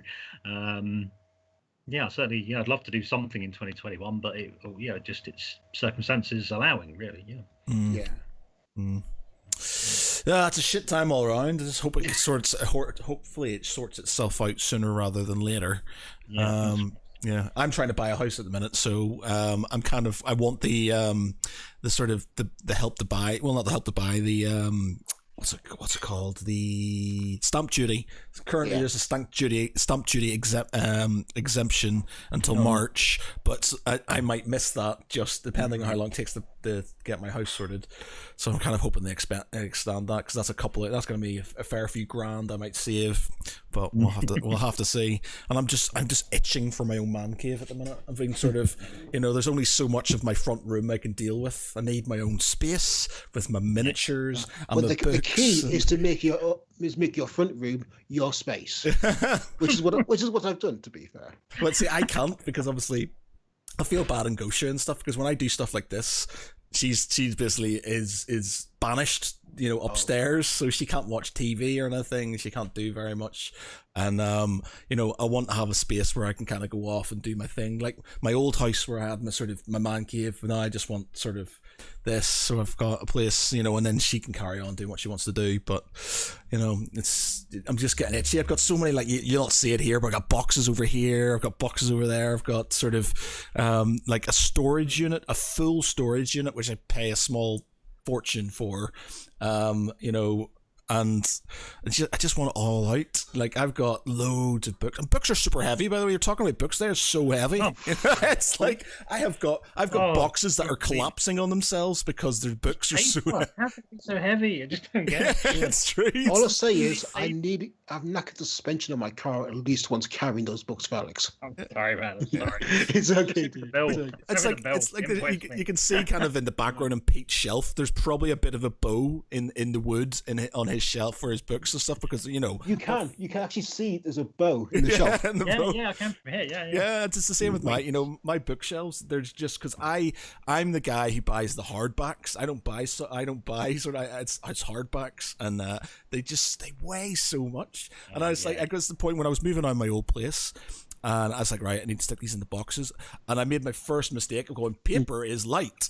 Stuck it all in the big box and went, oh my God, it's so heavy. And like ripped the box and nearly threw my back out. And I was like, right. So I had to sort of kind of pack them halfway. And then I realized that I couldn't stack stuff on top of them, because anything heavy would just go broomph like this. So I was just like, wow. I remember when I first moved from my little flat in Sheffield to move in Wicalia, and I thought, oh well, got a load of books, got a big box, I'll put all the books in the box. So put them all in there, it's all done, that's neatly packed away. Come moving day, none of us could lift the box. Do you know what I've done is I now have you can get them from B&Q. They're like big black sort of plastic boxes with wheels on the bottom of them. Oh yeah, and they are a godsend. Or if you're really pushed, heavy duty suitcases, and you just fill them with books, and then you can kind of sort of wheel them out, so it's slightly easier than. But the thing is, I've got so many books that I've had to put them in the cardboard boxes, and I've had to half fill them. So like every now and again, I'll just hear this, and then something will start falling. I'm like, oh, shit, the box has collapsed, and I have to sort of kind of move. As Pete was saying with those boxes of books for events, kind of you get all this stuff for goodie bags, basically. Kind of, so you give everyone a goodie bag at the start of the day, and there's kind of numerous kind of free books and your program booklet and so on and so forth. But you get those books kind of gathered together, and they're kind of dotted all over the building and under my desk and all sorts of places. You get them all together, and you think there's like 50 boxes here. It's like unbelievable. It's kind of just like a huge, ridiculous number of books, and so they all been donated, which is the wild thing. But it's really, there's something to behold. It's probably 600, 700, 800 books here, ready to just give out. Yeah, I remember one time I said, oh, just pick up some books, like, instead of petrol money, like, pick up some books. Okay. Yeah, just take your pick. And it's the one thing. It's like, gaming, like with books. It's not like gaming where you've got the digital copy and you're happy enough with it and stuff. With a book, you need the physical copy. You need to have that. As much as I've got a lot of audiobooks, pretty much nearly every audiobook I've got the hardback for as well. For my Dungeons and Dragons stuff, all the Roll20 stuff I've got, all the books I bought on there, I bought again for the hard copies and stuff, just because I need the tangible thing. It's just like. Although we'll say one thing, I am generally coming around more to ebooks. I mean, especially since I'm doing a fair bit of reviews at the moment. I'm just reviewing quite a bit of Dana Fredstee's novels, and rather than send me a load of books, I do love having like a physical book in my hand. But just she's based in America, pinged me an email. There's the ebooks for you. Sorted. The convenience of ebooks has a lot to, is. Yeah, it's been a real industry changer as well. It's been a big, Yeah. Absolutely kind of in publishing terms, and particularly I think, say for independent publishing, self-publishing, it's been, the vast majority of those are ebook sales. There's a lot less sold physically than ebooks on the whole. So yeah, it's really shaken up the game, and I think there's a lot to be said for them. I'm not a fan personally. I may have read. I could probably count the ebooks I've read on one hand. Yeah, like, genuinely, which have been things as you say, the people have sent me to have a look at. Would you mind doing a quote or something? But yes, everything that I have is physical books, really. But you do come to that point where you have those storage problems. And you think, where am I going to put the rest of these books? Well, and also, the thing for me as well is you can't sign an ebook. No. That's the thing, and I mean, I am one of the people that like if I like a book and I like an author, I want them to sign that book for me if I get the chance. Now I can't get that chance with an ebook, unfortunately. You can sign a Kindle. I've seen people do it. Yeah, but how? Just have to have that one book on there forever. A Kindle lasts 5 years, 10 at a push. Yeah, a book lasts forever. That's very true. Subject to not dropping it in the bath like it once did. True. Yeah. But the same would go for a Kindle, of course. Yeah. I want to be good. Yeah, no, I've seen people do it. Yeah, it is. But they are. I'm a big fan of the physical, and I sort of do like a nice limited edition and something, a good item to hold, as well. So, have you seen the Robin Hobbs limited edition Farseer books? Oh. They're illustrated and just they're works of art. Yeah, absolutely. Yeah, absolutely. And it's just like I've got the books. I've got every Robin Hobb, Elm Eldon's book, all 20 of them, mm-hmm. and I love them. But even here, thinking,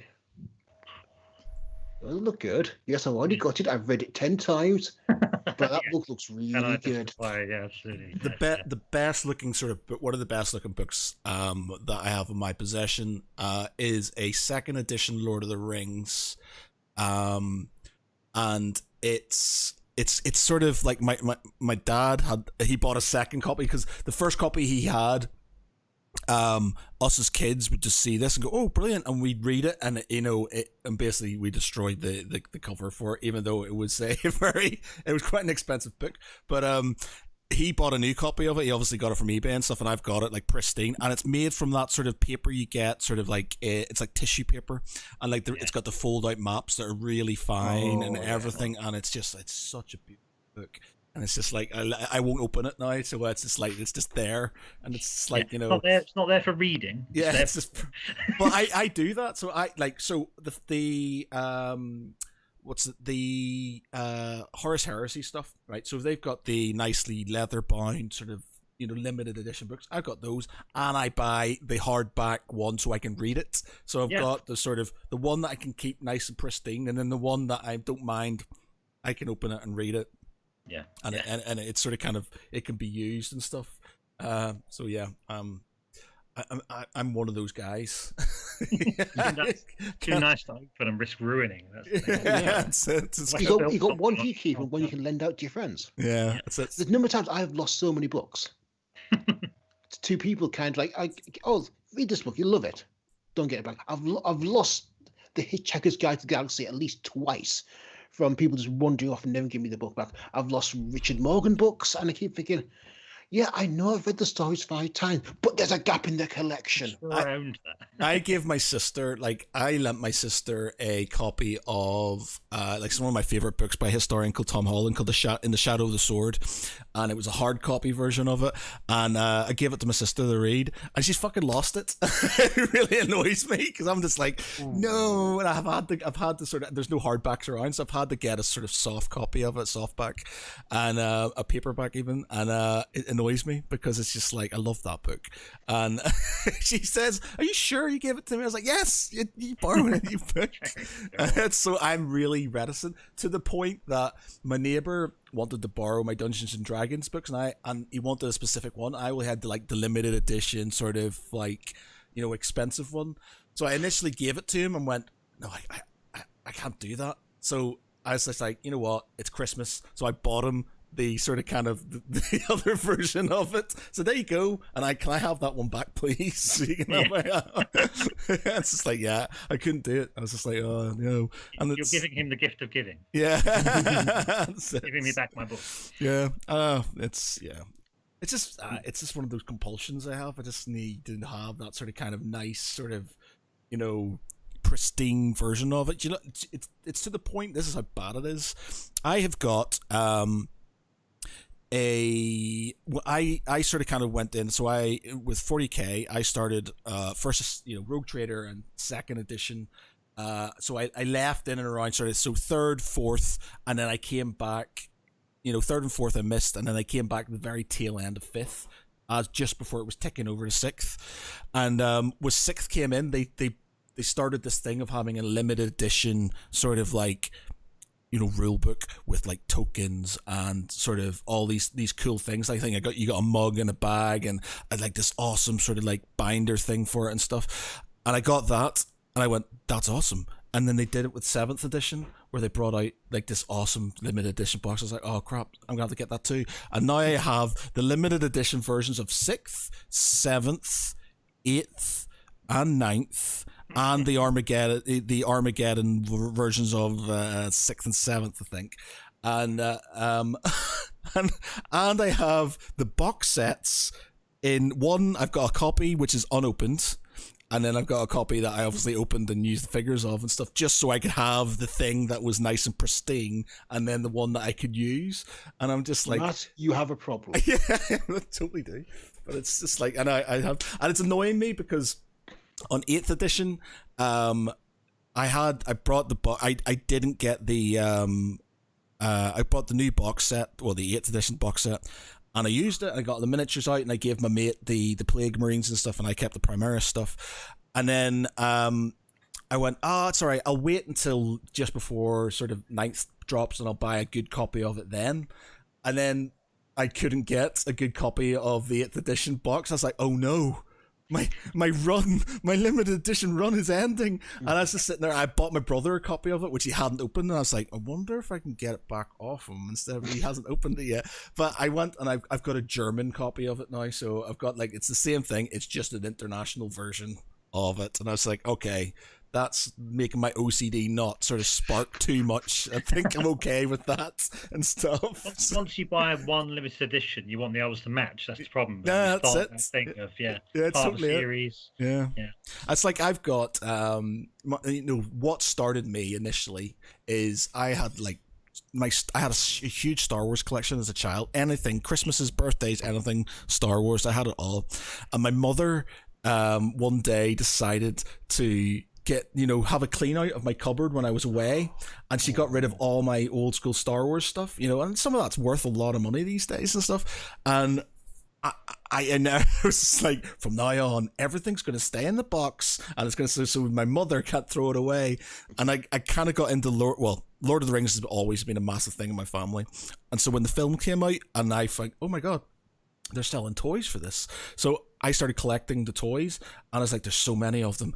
And I got to the point now where I can fill easily 3 IKEA bookcases, and these are like easily sort of like 3 foot by 9 foot sort of bookcases full of these boxed Lord of the Rings figures within their color ranges, so one for the green is for the Fellowship of the Ring, the red ones are the Two Towers, and the blue ones are the Return of the King.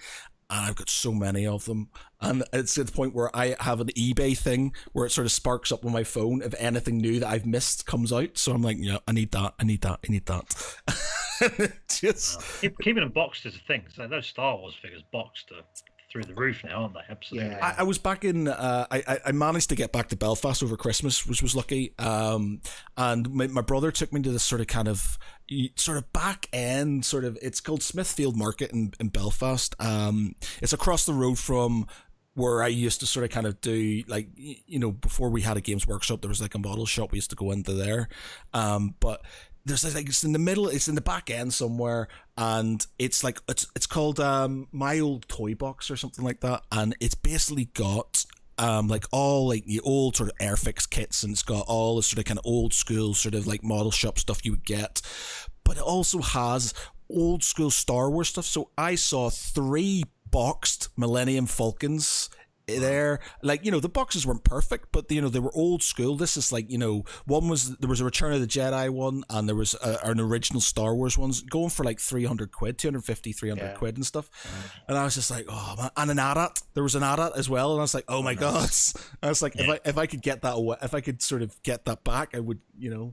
I'm tempted to email the guy and just give it to me. But I had a load, and when I was about 17, I think I sold most of them. I was really after, I think it was a PlayStation, maybe PlayStation 2, so whatever the console of the moment was.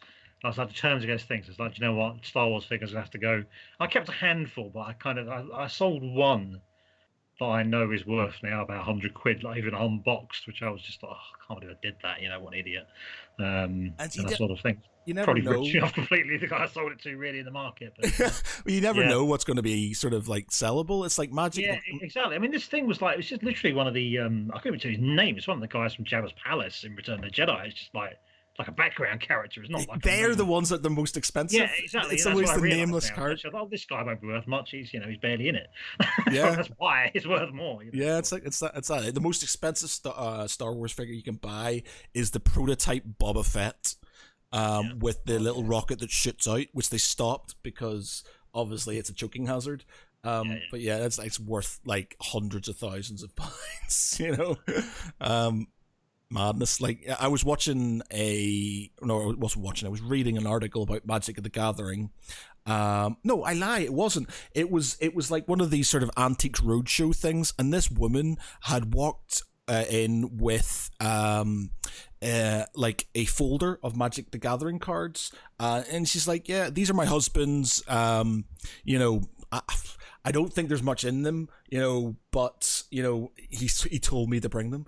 And he had, and I can't remember because I'm not a Magic fan, but he had, I don't know what they call them, like the 9 or something. So it's basically like 9 specific cards that are, it's like, you were like 60 grand or something ridiculous just for these cards. And I was just like, oh my God, that's insane. And one of the guys in my WhatsApp group went, I used to have 6 of those 9 cards. And I was like, dude, wow. And I said, what did you do? And I said, yeah, I sold them for, you know, I can't remember what he bought with it and stuff. Probably a PlayStation or something as well. But he sort of, and he was just like, yeah, I didn't, at the time I didn't realize, you know, I got a fair, you know, an all right amount of money for them, but not as much as I probably would have got now. And he was just like, oh man, absolutely sick. Wow.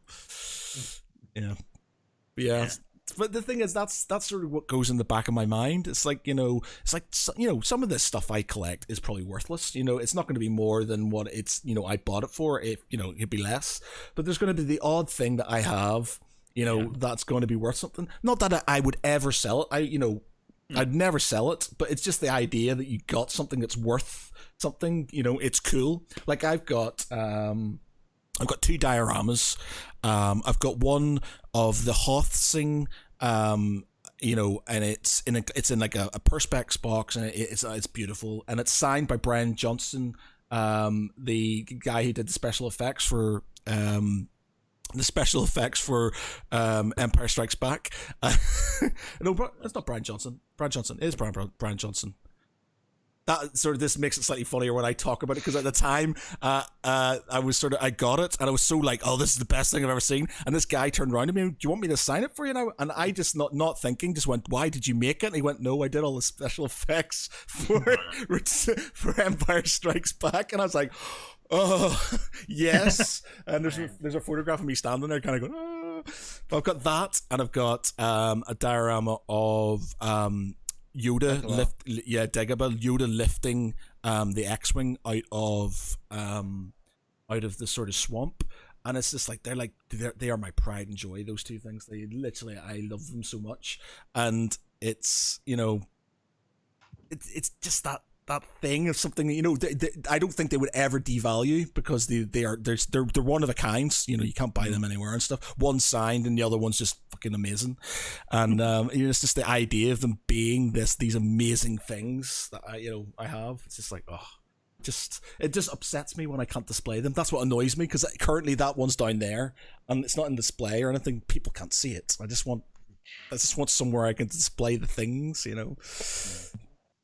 It's such a collector's. I mean, it always amazes me, like science fiction and fantasy and horror as well. It's also full of collectibles, and I can't think of. I mean, the only other walk of life I can think of where the similar is like sports. Yeah. You go out your way to get like a sports autograph or a sports collectible. It's like no one sort of goes, oh, I really wanted this like Coronation Street like figure, but I couldn't. Do you know what I mean? It's like there's no other neck of the woods that I can think of where people are that into collecting and sort of royal family people.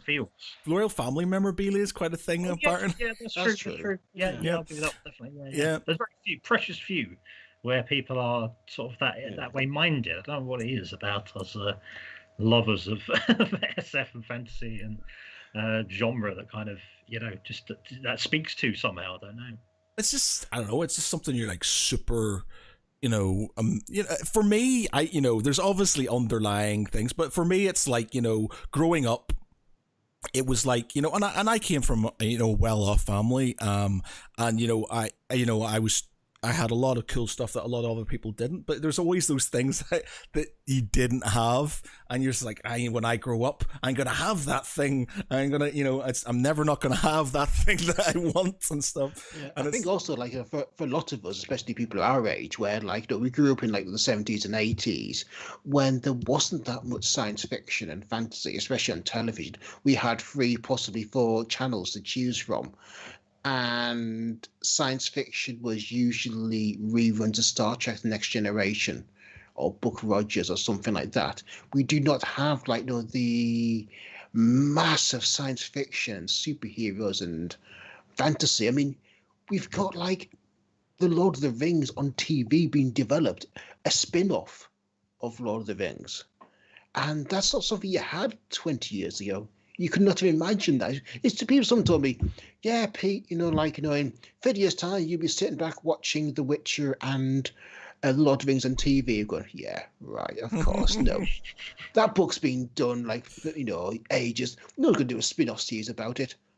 Yes, they are. Yeah, absolutely. Yeah. I think it's interesting how sort of really feels like kind of how much it's sort of almost like it's practically mainstream more. It's kind of like how much like science fiction, fantasy, superheroes, as you say, have kind of taken over so much of culture. It's really been like a fascinating thing to watch. Yeah. Over the last 10 to 15 years, it's kind of like, whereas you say, kind of growing up, it was like you'd maybe have a few friends you would talk to about your science fiction, fantasy, but a lot of people would be like, "What are you talking about?" And now, kind of, you could have a conversation with anyone about like something, like you've probably seen Game of Thrones or Lord of the Rings or The Mandalorian or there'll be something you've seen that I can talk to you about SF and fantasy. And that was never the case.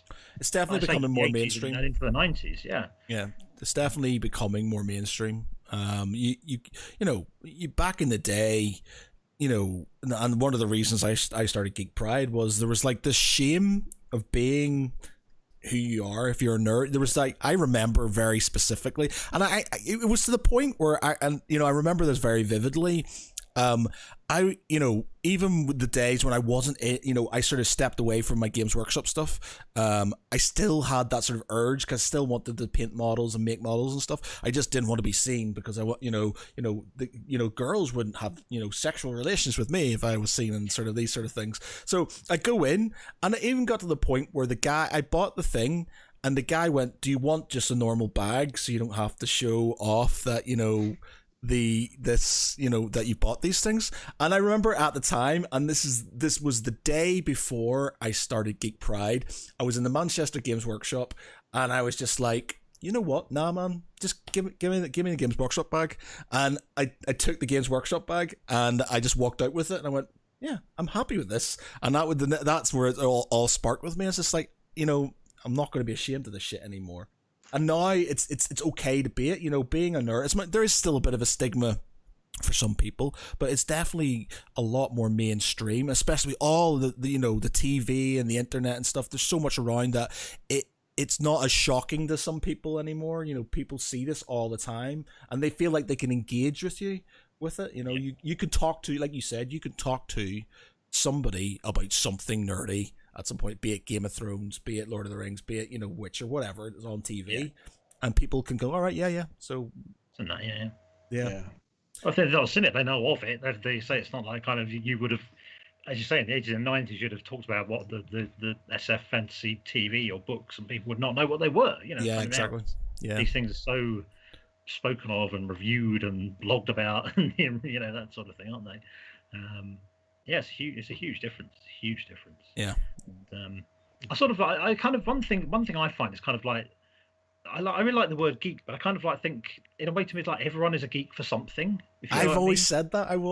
My wife is like massive into black and white films, and it's like she can reel you off who's in what, and she's watching Talking Pictures TV, and it's this is a brilliant film like 1934, this director, whoever, and it's like you're like a black and white film geek. It's like it's just everyone like. Well, it's something that Neil Stevenson once said. Like he gave that talk, but we're all geeks now. And it's true that we're all kind of passionate about a certain subject, whether it's like sports team, where like there's the sports fans out there that can rattle off all like the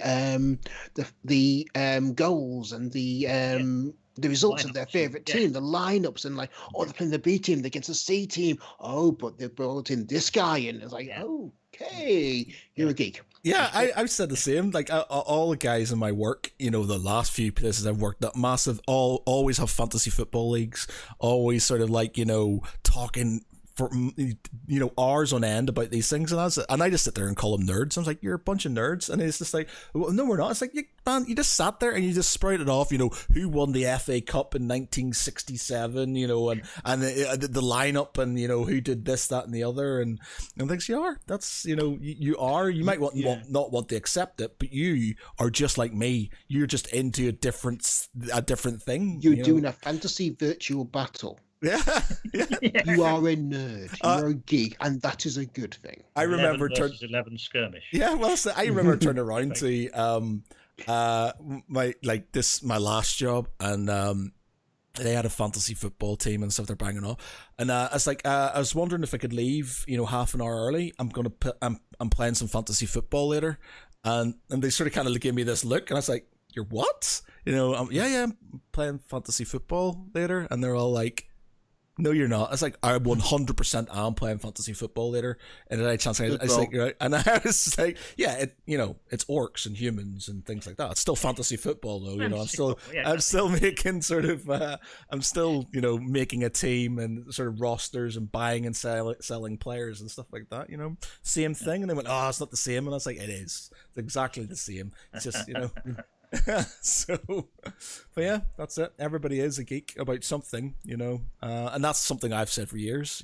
There's niches, and all geeks are passionate about something, really. Yeah. I mean, my wife for years said she wasn't a geek. I mean, she likes science fiction, and like she prefers Star Trek over Star Wars. Don't hold it against her, and but like, but I'm not really into that. I like working outside and getting stuff done, and then she can rattle out like, that's a Massey Ferguson F11 tractor.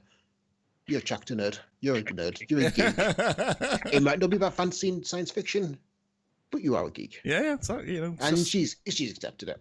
Yeah. But you're talking about Star Wars and Star Trek there, and it's no doubt being a debate that or something that's been mentioned numerous times before, but it sort of just dawned on me that they're the same universe, aren't they? Star Wars and Star Trek are the same universe. No. Yes. Because Star Trek is in humanity's future. Star Wars was a long time ago in the galaxy far away. Yeah, I know, but it's still the same, as in they're still in the same universe. So they might be time apart. They are still in the same universe, and that's the sort of, to me, I was like, that's right, because that one was in the past, this one's in the future, and it's like, so in theory, they could, you would have the advanced Star Wars whatever it is, that the High Republic of the future, whatever, could interact with the Federation at some point in time. So they could in theory interact. You never clear the rights. You never clear the rights. To be fair, though, I mean, Disney have got their eye on Fox. Yeah. True. Yeah, a Star Trek, Star Wars crossover. And Star Trek, and the Enterprise has gone back in time. Yeah, well, They've done a bit of everything, haven't they? Do you know what? The fans would just go. They could never ever do it.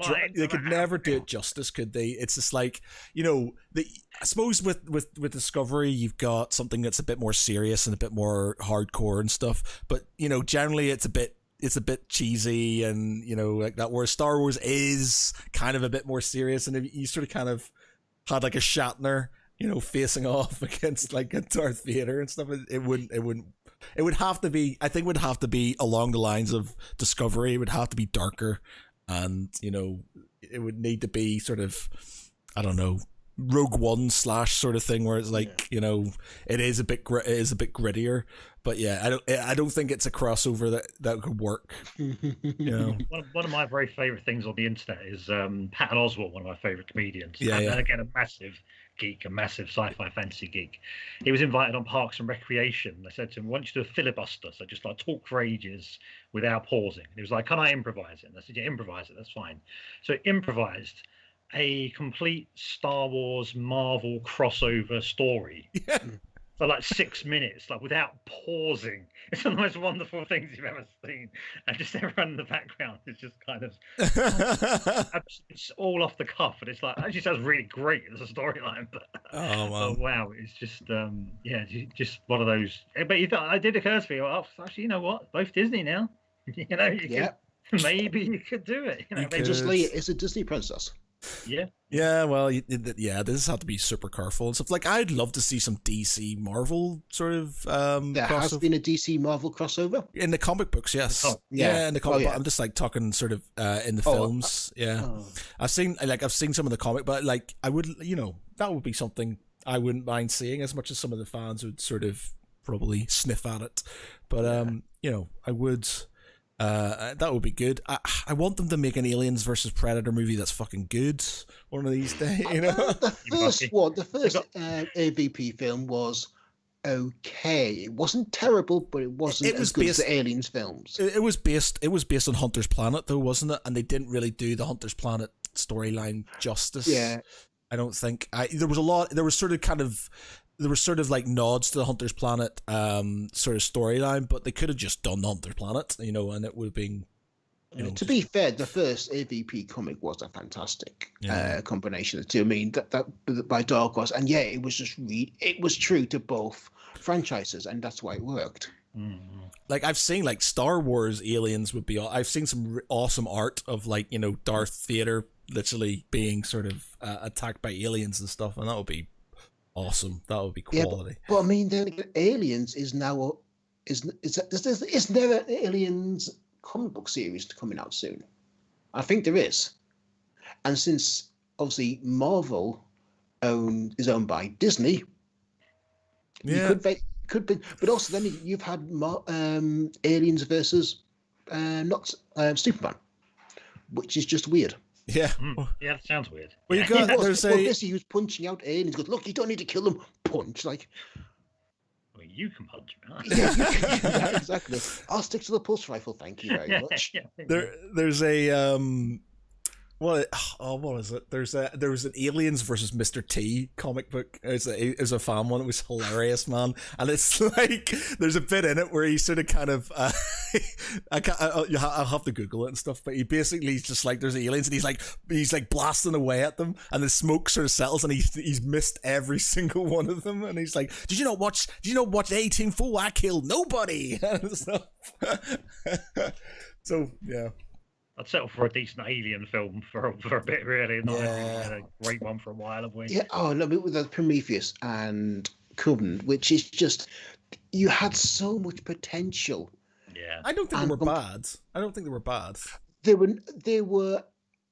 were brilliant science fiction films. Yeah. But they were not good alien films. They kind of ignored a lot of the established law, and also just there was so much dumbness. Yeah. I'd agree with that, definitely. Yeah. So much like, no, listen, we need this for the plot. You can do something like,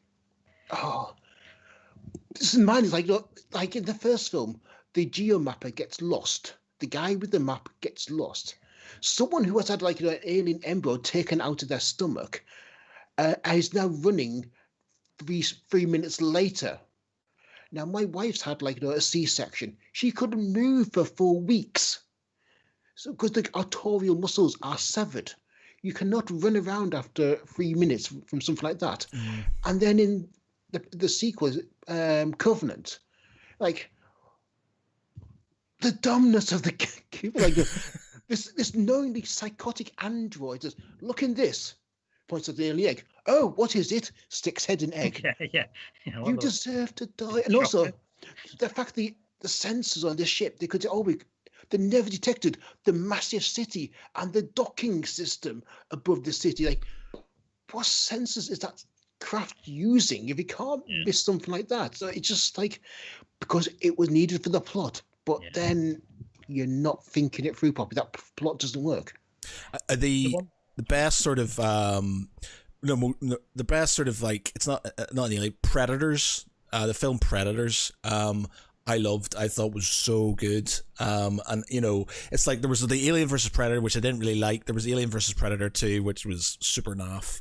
The most recent one, Predator, I haven't The Predator, I haven't seen yet. I haven't seen that one either. No. Yeah, but I've heard really bad things about it. It's a shame because is it Sean what's his name? Yeah, he did the original one.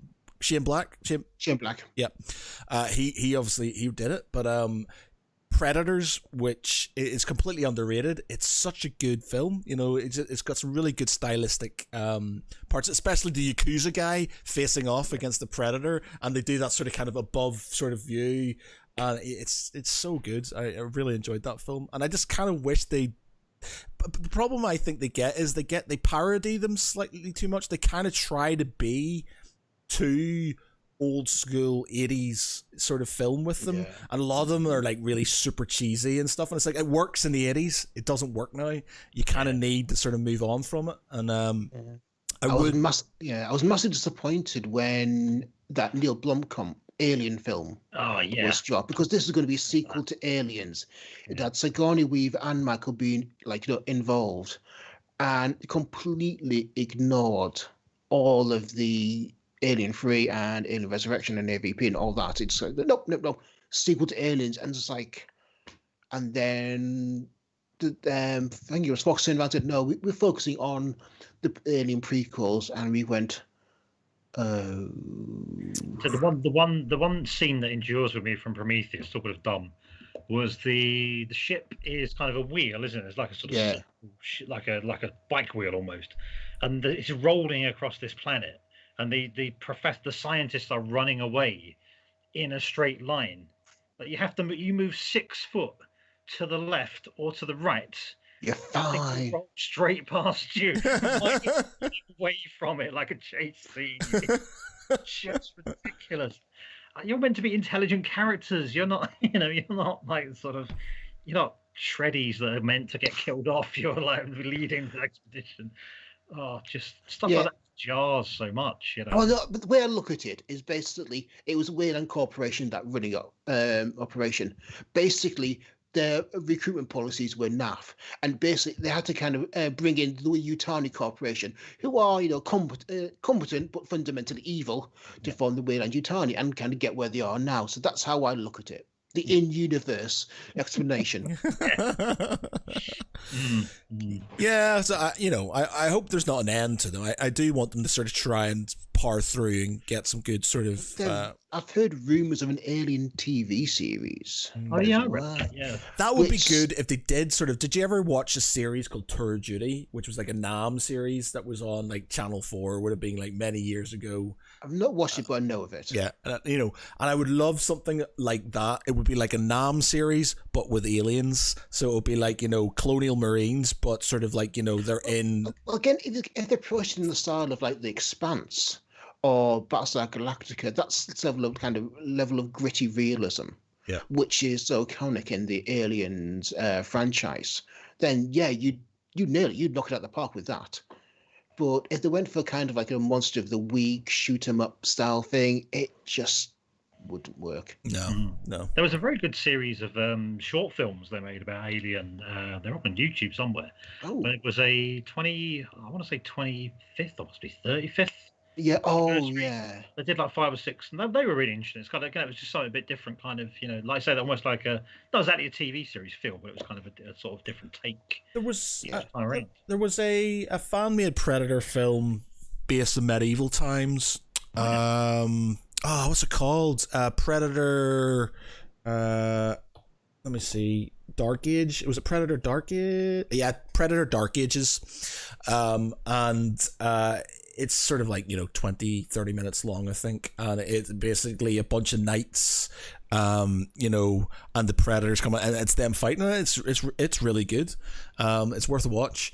There's also a Alien. There's a Batman versus Alien versus Predator fan film.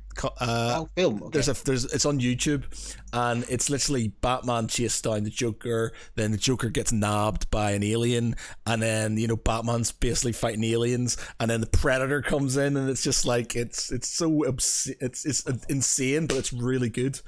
Some of the fan fiction stuff. Some of the fan stuff's really good. Well, have you seen like the Aliens Encounters? That was a live action alien experience where basically you were led by a group of colonial marines and a Weyland-Yutani scientist through a biomedical research institute, and they're fully assured that the xenomorphs are captive and will not escape. You're absolutely safe. And at that point, the guy gets nabbed by an alien and kind of shuffled through these different rooms by these colonial marines, and it's really good, actually. It's a lot of fun. Did you do it? Because I heard about it, and I was like, I would love to have done that. I did it. I've done it twice, actually. One time with Trevor Steedman, who played Wazowski from Aliens. Oh, right, no way. Wazowski. And that was a lot of fun. I mean, he's a huge grin on his face because he knew what was coming. But yeah, it was basically just a lot of the prop makers and the replica prop and the UK Colonial Marines group just kind of banded together and made their own alien encounter, and it was really well done. The one thing that really kind of threw me off a bit was that the sound effects we came in through speakers rather than through the object that was making the sound. Yeah. So basically, like with the guy who kind of firing his pulse rifle off to the left, but the speaker would be to the right. Right. Okay. So that kind of threw me out a bit. But other than that, it was really good. Like they had some real kind of lots of dry ice with alien eggs, and then this again, they kept the lights down low, and this kind of a xenomorph came stalking through, and he went, right, okay, time to go. The pulse rifle sound, man, and that sort of like elephant sound when the aliens get shot, iconic. I love this. Absolutely, so and they replicate that sound, but again, it's through the speakers rather than through the object. And like ends with at the end of this corridor, the colonists are trying to punch in the code for this door and keep getting it wrong, and this alien is stalking towards you, and you really get kind of, go on, get the door open. And then at the last minute, they kind of smash the door open and go, everyone get out. And just basically, you'll just charge out. And about every half hour, you'll see kind of about 5 or 10 people pegging it out. Do they do this thing where they take a photograph of them just before they're like freaking out? No, unfortunately, they showed. Apparently, one time, I was interviewing the guys about 7 years ago. Apparently, one guy got so worked up during the encounter that at the end he shoved aside the colonial marine that was punching in the code, slammed down to open the door, and just legged it.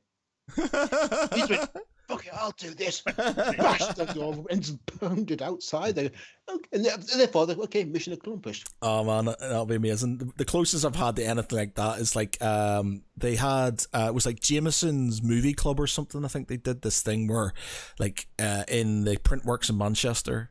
Not Printworks, it was in the Great Northern in Manchester, and they basically set up a cinema to watch Aliens, and they had like during the film they had people dressed up as colonial marines walking around and people dressed up as aliens and stuff walking around, and it was awesome. It was so good. Oh, such a good idea. Right. Oh, squeaky toy. All right. Sorry, it's my dogs. Squeaky toy. Is that just getting attention? Is that like a gab? Yeah. Calling to order with the squeaky toy. Well, we've hit the we're just about to hit the 2 hour mark. So yes, I think we'll leave it there. It's been super interesting though. Really enjoyed tonight's conversation. Is there anything you need to? Is there any sort of kind of projects or anything you want to push, Alex? Anything you've got? That it's sort of weirdly relatively quiet on that front because, as I say, with all the restrictions and such forth at the moment, I don't have half of what I would normally have to plug at present. So the only thing I would mention, I'm doing at the minute a series of online writing workshops, which are, if you look up Alex Davis writing blogspot.com, I believe. It'll be something like that.